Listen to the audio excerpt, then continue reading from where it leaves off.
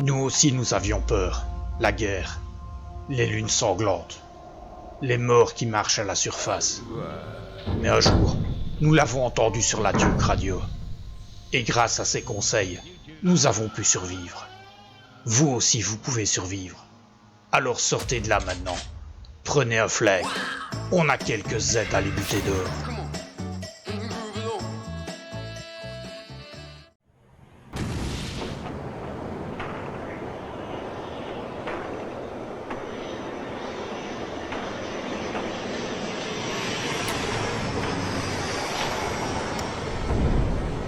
Salut à tous les amis de la Rivière Blanche, c'est Willy. Le voyage en alpha se termine. Ça aurait été long. On arrive bientôt à la 1.0. Alors accrochez vos ceintures. Aujourd'hui avec Papy, j'avais envie de revenir sur une dernière astuce qu'on a utilisée lors de cette Alpha 21 dans notre série sur la Duke Radio. Aujourd'hui, j'ai décidé de vous apprendre comment faire pour faire une clôture électrique autour de votre base. Vous êtes prêts? On y va. Si vous êtes comme nous et que vous aimez faire de très grandes bases, alors il faut protéger ce périmètre. Et pour ce faire, rien de mieux qu'une clôture électrique. Une clôture électrique a l'énorme avantage d'empêcher les intrus de pénétrer dans votre périmètre. C'est un moyen sûr et peu coûteux de protéger de très grandes zones. Pour alimenter une clôture électrique, on utilise les moyens standards de sources d'énergie, panneaux solaires, bornes batterie ou générateurs. Ces sources d'énergie alimentent les fans qui composent la clôture. Les fans étant peu onéreux, peu consommateurs en énergie et disponibles très tôt dans le jeu, vous pouvez rapidement construire une grande clôture autour de votre base. Les aides qui tentent alors de pénétrer dans le périmètre sont électrocutées et il est alors aisé de s'en débarrasser. Pour ceux qui douteraient de l'efficacité de la clôture, je leur conseille d'aller voir les épisodes sur la Duke Radio. A noter que si la clôture arrête bien les zombies, elle arrête aussi les petites bêtes et les grosses. Les intrus étant pétrifiés sur place, il est alors très facile de leur mettre une balle dans la tête. La clôture a aussi un autre avantage. Imaginons que vous soyez occupé, ici Papy est en train de réparer son tracteur. Enfin il essaye quoi. Eh bien la clôture vous avertit de toute intrusion. Le bruit de la clôture en action vous signale directement une tentative d'intrusion. La clôture seule est parfois suffisante pour vous débarrasser de certains ennemis. Et si elle n'y arrive pas, eh bien vous vous en chargez. Vu que la clôture est composée essentiellement de fence, elle est très facile à réparer et peu coûteuse. Alors certains d'entre vous sont peut-être en train de se dire que si le système empêche les aides de rentrer, il vous empêche aussi de sortir du périmètre. Alors avec les cousins, c'est là qu'on a trouvé une petite astuce. Il suffit d'utiliser un véhicule pour traverser la barrière et vous êtes en sécurité. Et peu importe le véhicule que vous utilisez, vous êtes en sécurité tant que vous êtes à bord ou sur un véhicule. Et cela vaut également pour vos passagers. Vous l'aurez compris, construire une clôture électrique à base de fence est quelque chose d'assez simple.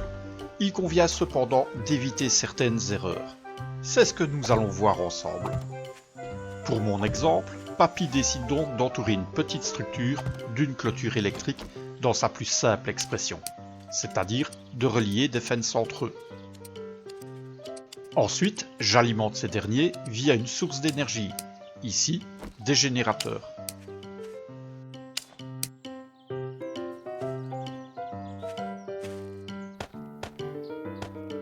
Il ne me reste donc qu'à mettre le système en route.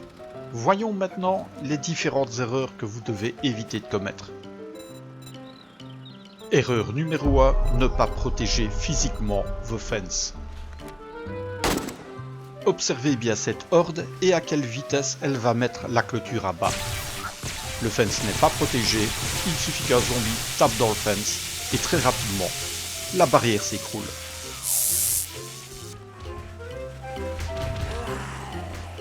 Comme vous venez de le constater, il convient donc de protéger physiquement vos fences.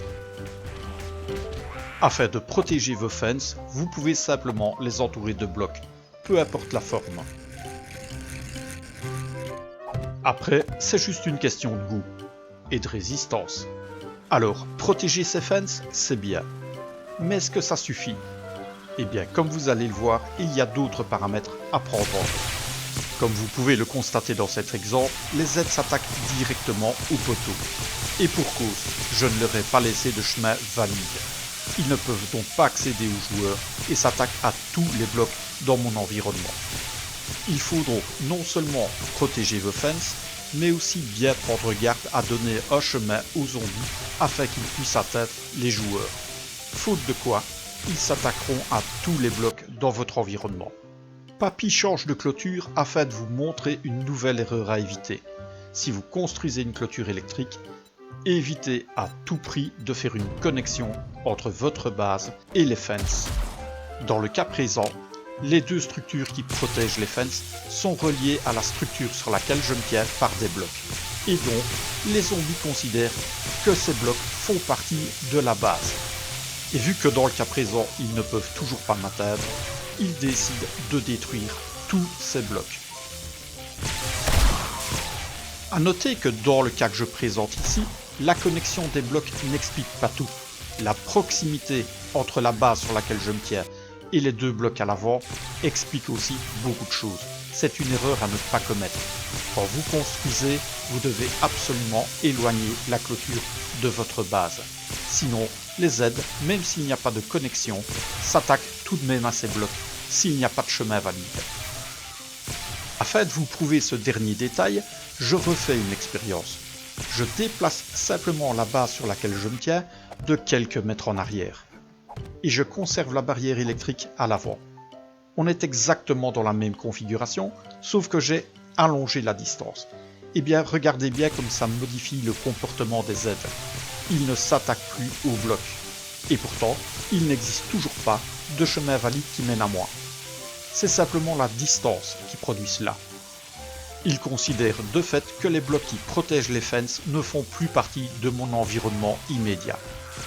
Et pourtant, comme vous pouvez le constater, il n'existe toujours aucun chemin valide.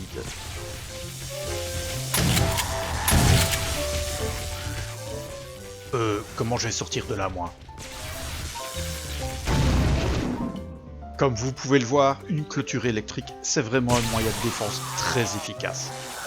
Hé, non mais regardez-moi l'autre là, c'est pas beau ça.